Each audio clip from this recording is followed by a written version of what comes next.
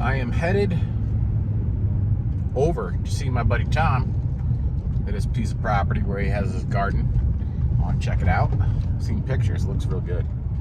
Me and Jake and Tom, we like to garden. It's very rewarding and therapeutic.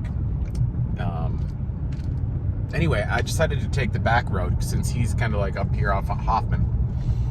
I'm going through Irishtown. Just was through Irishtown. I'm back on Irishtown Road, going up around Oliver Pond, right up in through here. You guys can probably see the water. I'm just gonna put the camera like that as I make this corner. That's Oliver Pond in through there. That's not the pond where we made the gig and video, but that is one of our favorite gig spots. Excuse me.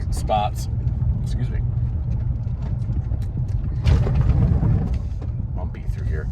Anyway, it's a very squatchy area through here. A lot of unknowns, a lot of strange energy. This is like where the veil is thin through this area, as some people like to say, and I believe it. Anyway, we've talked about this spot a lot of times. Kiwanis knows about this spot. Anyway, going back in to see Tom.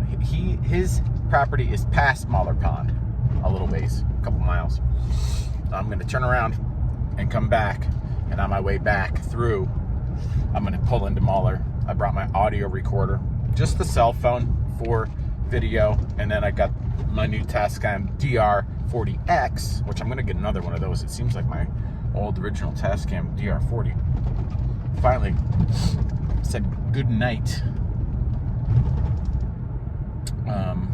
Oliver Pond, the north end right through there. Anyway, I'm going to stop in. I'm going to swing into Mahler Pond, and I'm just going to get the audio recorder going ahead of time. Now, these creatures probably know that I'm coming. They probably know that I'm going to have recording equipment on. Whatever. I'm going to do it anyway. Because that time that I heard that loud noise was so weird. It was so weird. And it was frightening. And it was loud. And it was big. It was a big noise. If you guys could have heard it. See that truck right there? See that truck? I would say the noise sounded like if you were to take a car or an old truck like that with a big heavy hood and slam the hood down real hard. That's what the noise sounded like. But it was coming from the woods. And there's no way to get anything like that in that area. Me and Jake checked it out really, really well. We checked it out really well. So, and since then, since I've been in there and heard that, randomly, I've heard of other people hearing noises similar to that. And that's just... my finger's on the freaking thing. I should have brought I have a new cell phone stabilizer thing. Anyway, don't like that angle. There we go.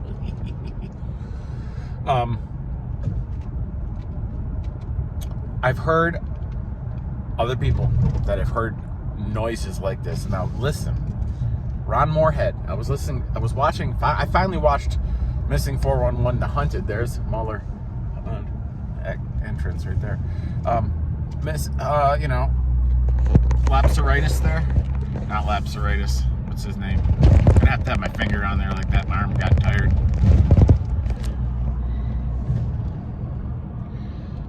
Anyway, David Paulides, Missing 411. The movie The Hunted. Very, very strange movie. Very, very strange indeed. Very opening scene. Just, as soon as the B-roll starts happening, I'm like, I know that area. I know that house. I know where this is. This is in freaking Brant Lake. Right next to us. That's like the town over. In all honesty, it's a couple towns over, but so what? It's right there. I mean, it's a freaking 20-minute ride from our house. Anyway, I'm watching this movie, and somehow David Paulides decides to include an experience Ron Morehead had back in the day, and even kind of more recently at this camp. That's within the cluster zone, if you will, of disappearances. And there was no disappearances in Ron Morehead's tales or his experiences, but there was just strange occurrences. And two of them were so bone-chilling to me.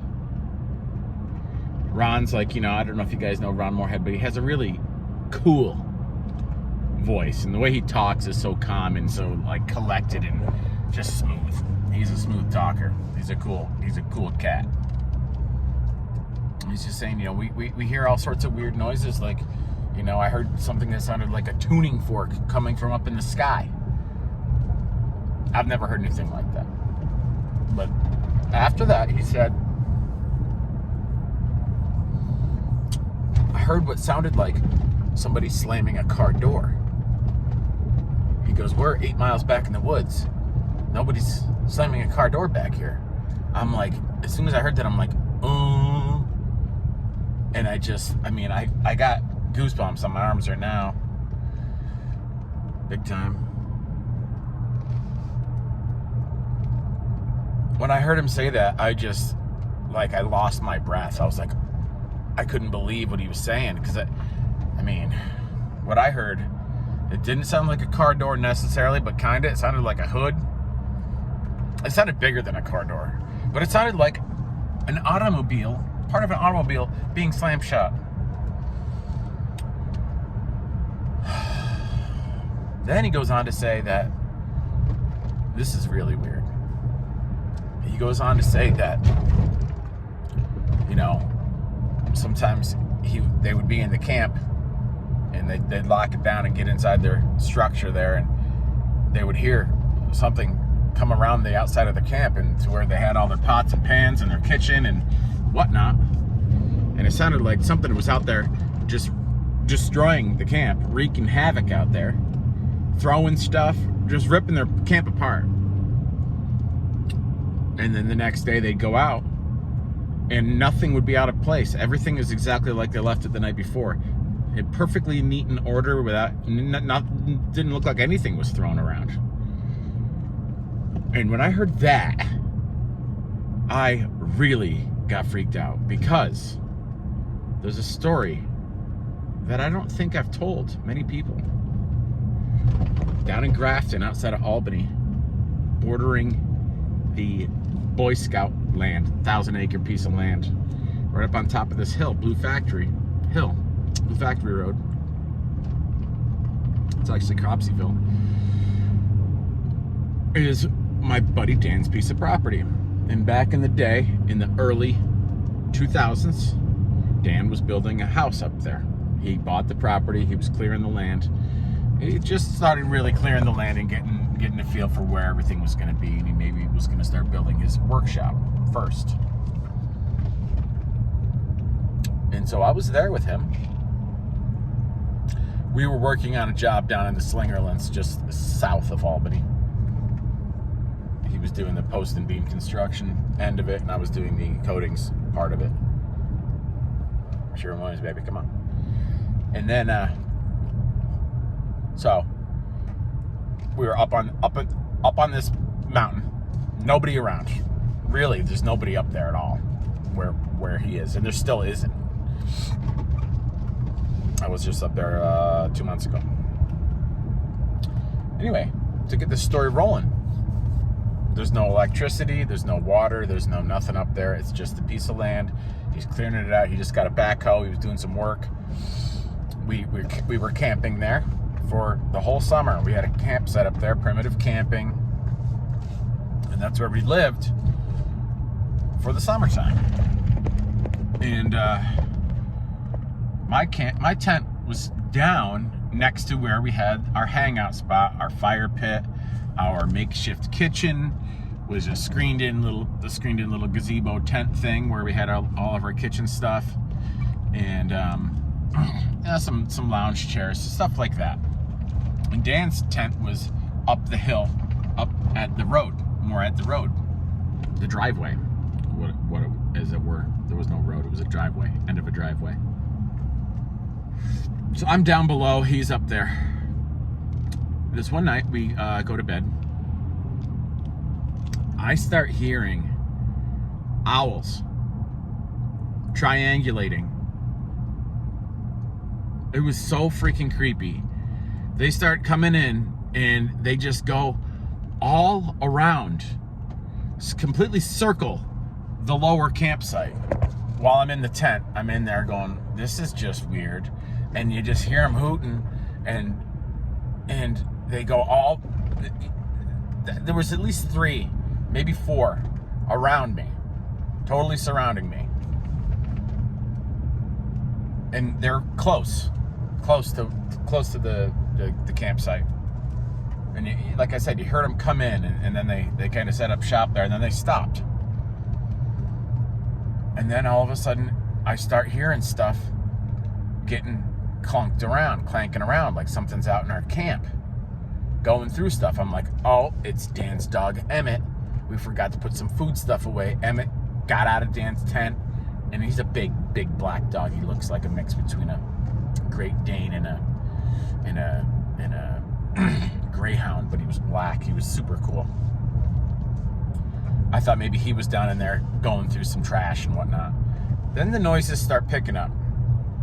Things start getting thrown around. I can't hear any footprints. I don't hear any footfalls, nothing like that. I don't hear any breathing. All I hear is shit getting thrown around, pardon my French.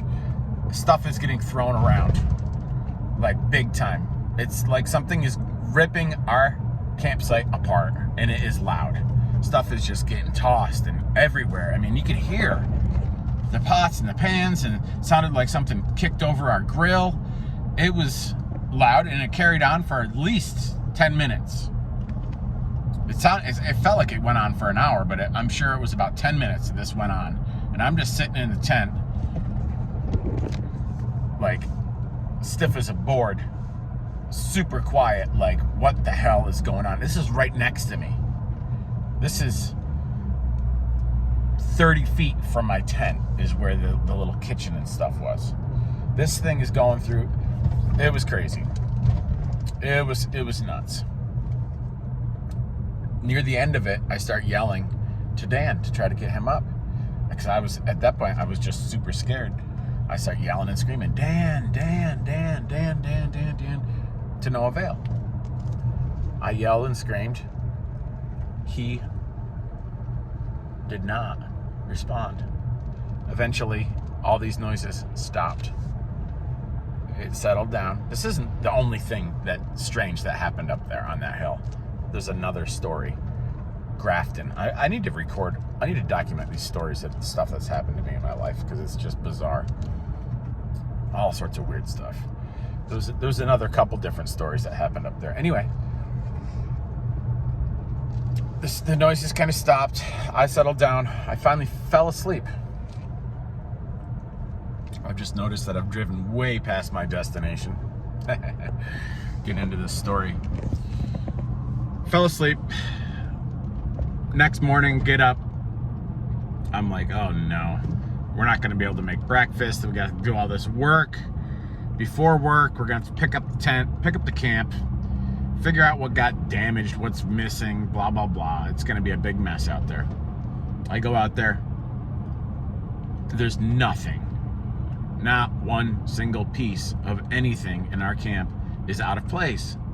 Every single thing in our camp is exactly like we left it the night before. Pristine. Pristine. The plate of food that I thought that I left out there was there. Turns out I finished most of it, but my fork's sitting right on the plate. No animals got into it. Nothing got into any of it. Everything was perfect. So I'm just like, what made all that noise? I tell Dan about it, and he's like, oh, cool. He didn't even, I don't know if he didn't believe me or what, but it was crazy. And to hear Ron Morehead say something that's so similar to that story, I mean, the same thing. Well, with the car door and the thing ripping the camp apart, but then having nothing there. Those two stories were like, they were exactly what happened to me. And it's just really weird. Man, I got goosebumps. Whoo, heavy duty. Really weird stuff, guys. Anyway, today's a good day. Today is a good day. I'm going to go see my buddy Tom. And then I'm going to go into Muller. This is where Huffman Ironworks has us. This is sick in through here. Yeah. Cool. That guy's cool. Yeah.